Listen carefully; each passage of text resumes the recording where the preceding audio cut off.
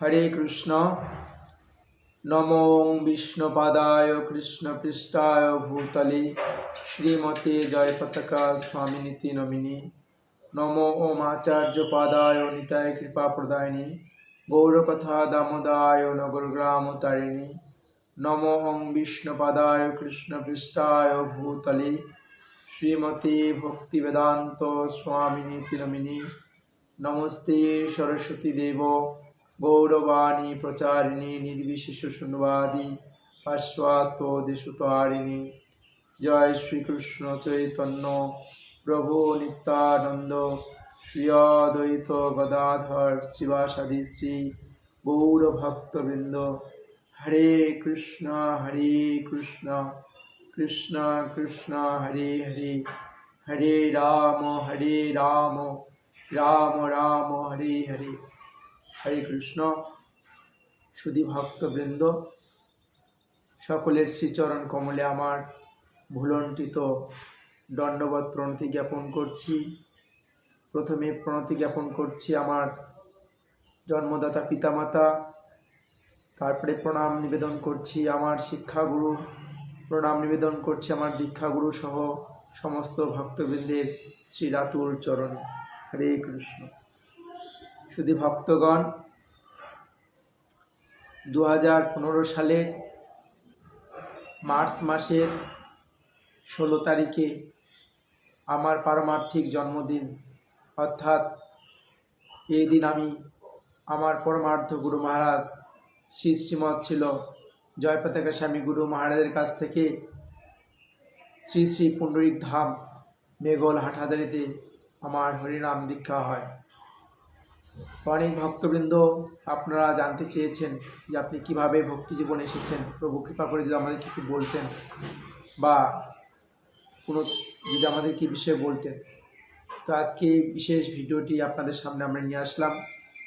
আমার হয়তো এই বলার মাঝে অনেক ভুল ত্রুটি অপরাধ হয়ে থাকতে পারে, তো আপনারা সকলেই ক্ষমা সুন্দর দৃষ্টিতে দেখবেন।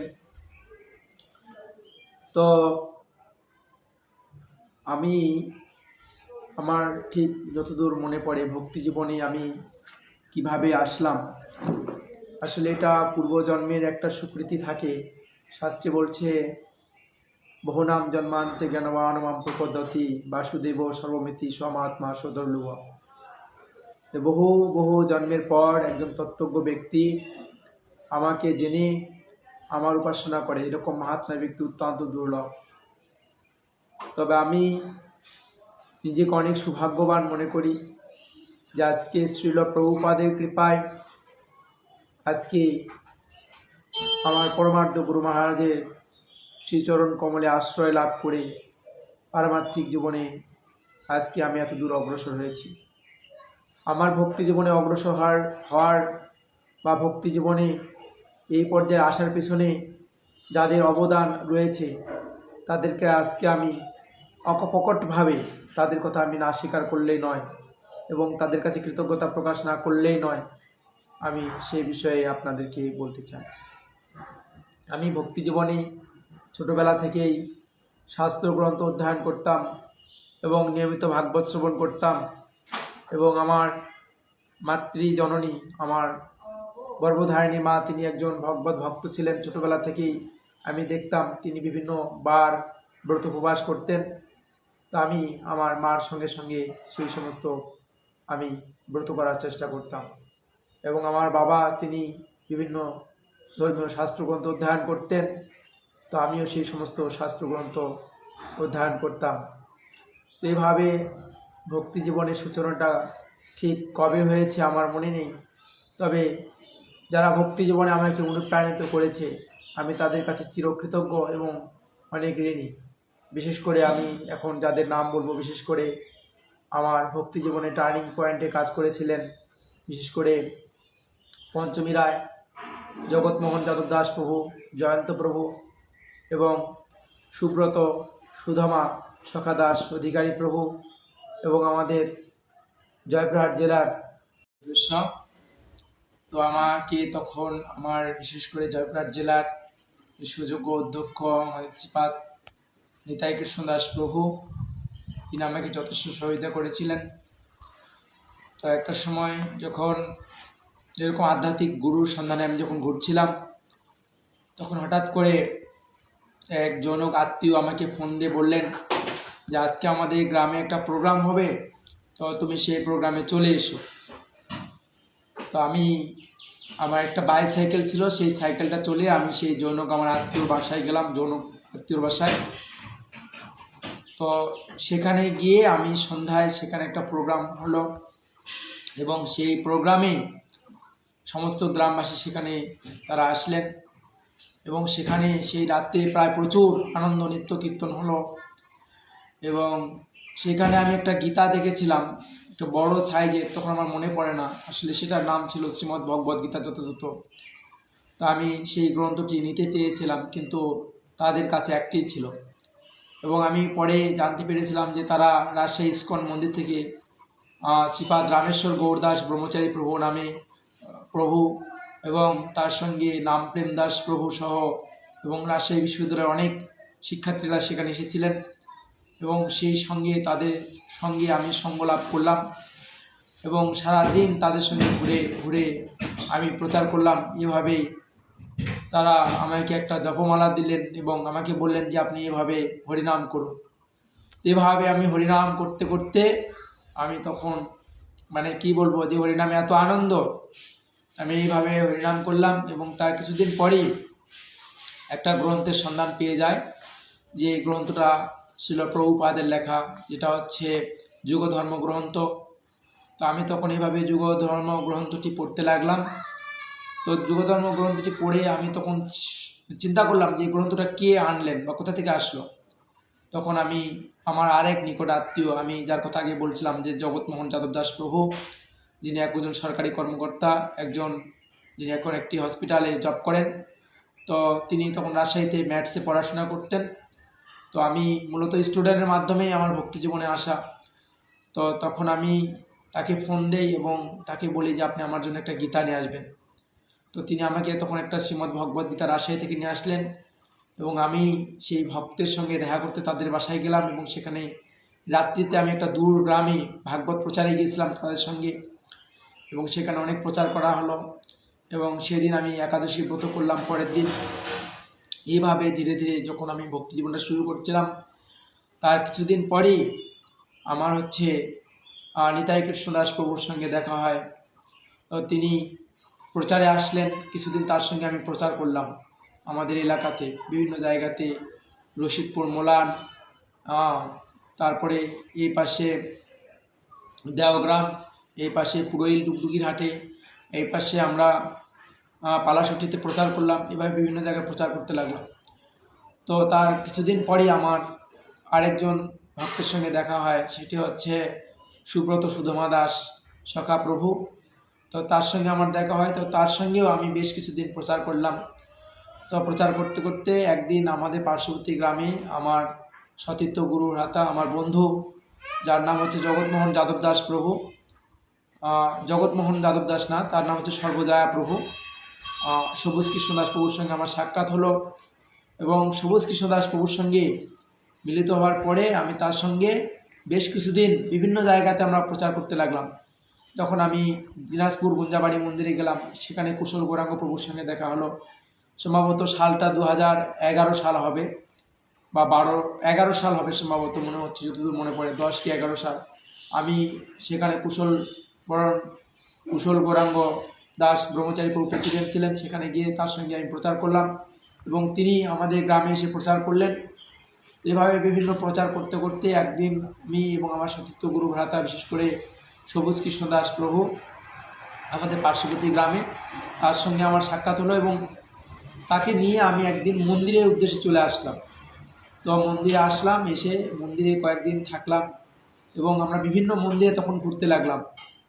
এবং এভাবে করতে করতে একটা সময় আমরা একটা বড় জেলা শহরের যে রথযাত্রা ফেস্টিভ্যালে আমি আমার পরিবার সহ, আমার মা, আমার অন্যান্য যারা প্রতিবেশী, তাদেরকে নিয়ে আমি একটা রথযাত্রা প্রোগ্রামে বড় একটা মন্দিরে আমি অংশগ্রহণ করি।